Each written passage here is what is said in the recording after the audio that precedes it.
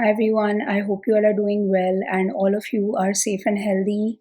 This is Radhika here again, and this video is going to be about narcissists and their sexual dysfunction. And I'm going to try to explain it in terms of the chakra system, that is, the energetic chakras, which we believe in Hinduism or in yoga, and how it relates to the sacral chakra and how maybe you can balance it out if you are a narcissist going through this, or if you know a narcissistic person and you can somehow help them do these techniques. So let's start with just through research, through my own experience, and through talking to many clients. What I have realized is most narcissists have a lot of problems with their sexual nature in life, right? So we all have a desire to reproduce sexually and obviously also to like enjoy that process, etc. But with narcissists, this is never in a good balance.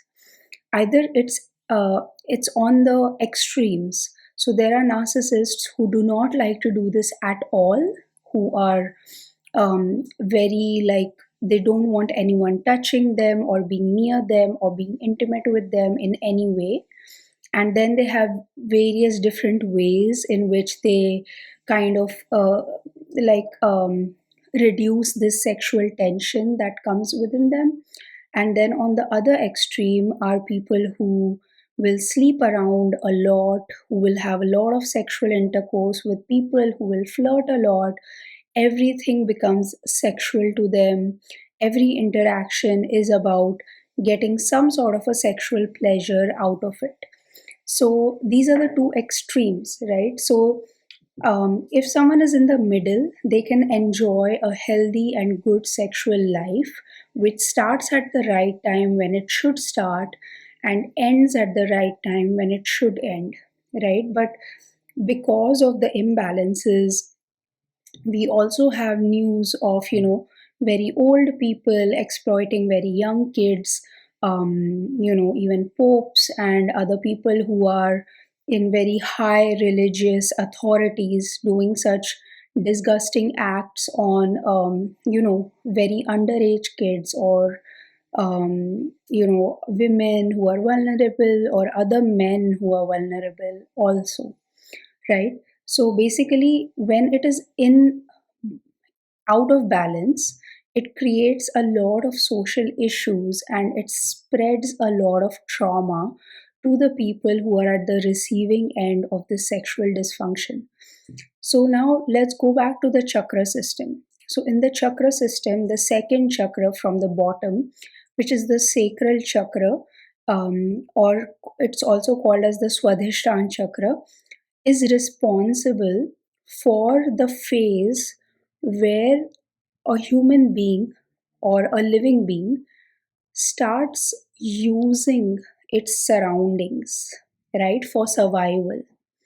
Now, every human being is obviously codependent on everything else in nature. We all are a part of this universal flow and we all depend on each other in some ways, right? And in this process, we all are using each other.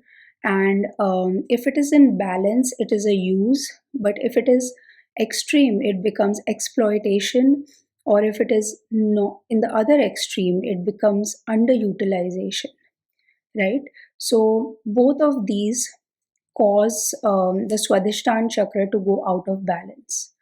So in the Swadhisthana chakra, the human or the natural organism has developed to a degree where it realizes, okay, there are things around me I can use for my growth and for my survival. And they actually start interacting with the things and using them. Now, this use is if it's balanced, you will give and you will take. But if it is out of balance, you only take and take from the environment. So most narcissists who are overly sexualized fall into this category, their Swadhisthana chakra is out of whack, and they only want to use and not give anything themselves, right? And on the other hand, there could be narcissists who are in scarcity mindset, who do not use anything from their surrounding, and they are totally self dependent, right? So I have many clients who have spouses who do not have intimacy with them, but then they are into things like porn, or like weird things that they do themselves, because they do not trust anyone else to come into that intimacy bubble of having sexual relationship, right? Because to have that relationship, you need to be vulnerable to a certain degree, right?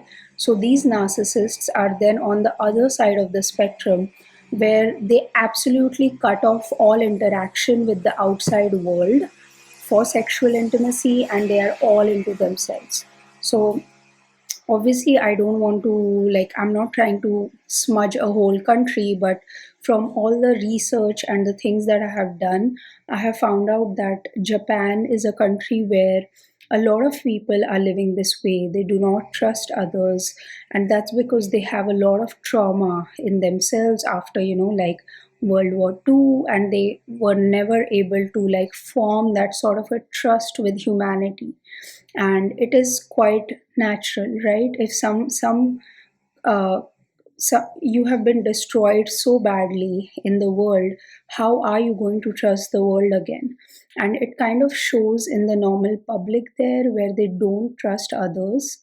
Everything that they're doing is by themselves, and they have dolls and services and different things that they use to fulfill that need of theirs.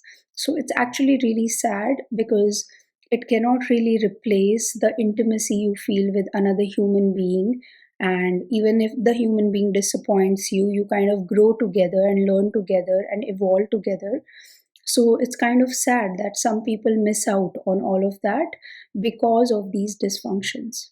Now, the sacral chakra or the Swadhisthana chakra is also responsible for good relationships. So, a person whose sacral chakra is very balanced, they maintain good relationships of give and take, not just with their surroundings, but also in their intimate relationships. So the whole process becomes really beautiful, and there's a good balance, there's a good flow in the relationships. One person gives, then the second person gives, and there's a continuous back and forth of the masculine and the feminine energy. And for that to happen, the sacral chakra should be really well balanced.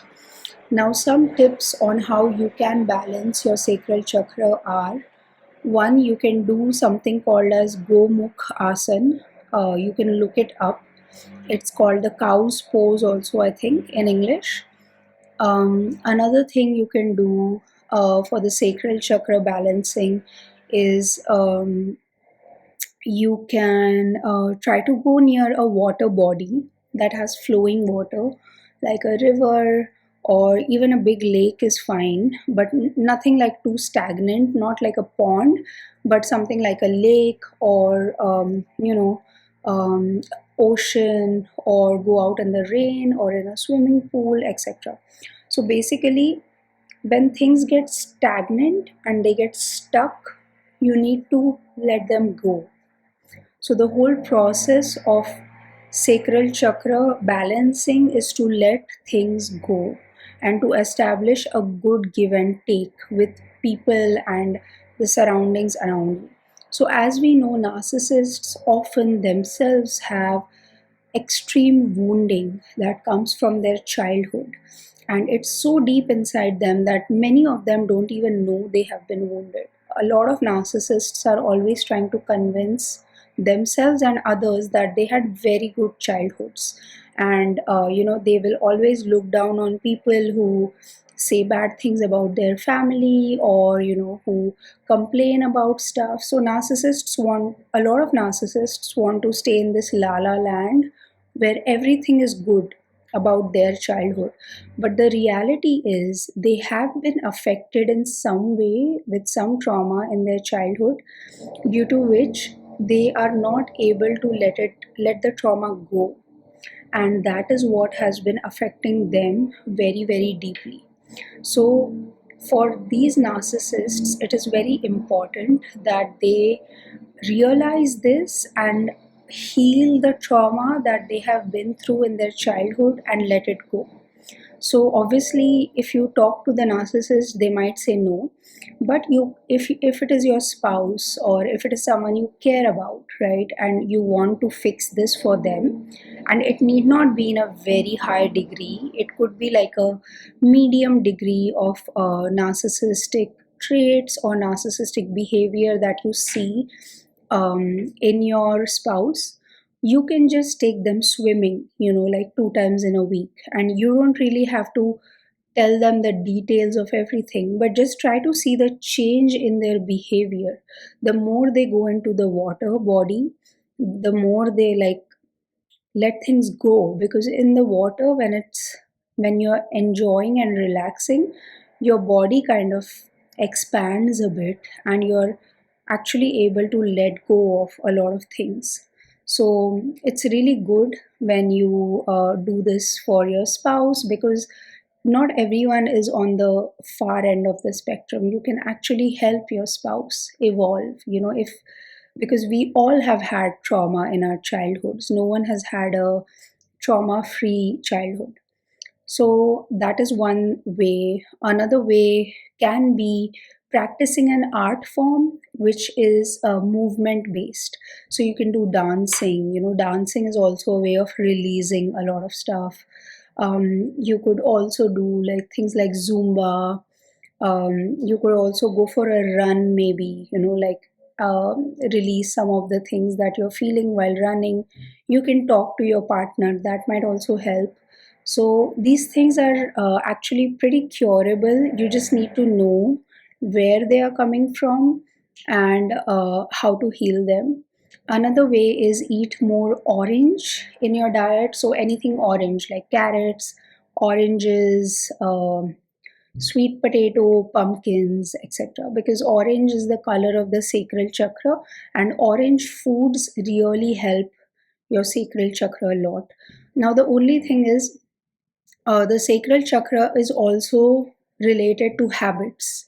So if your person is in a habit of sexual addiction or something like that, it will take some time. So in yoga they usually recommend, if you have problems with your sacral area, like you have painful periods or you have PCOS, etc., you can do Gomukh Asan, but the thing is, you have to do it for at least 3 months.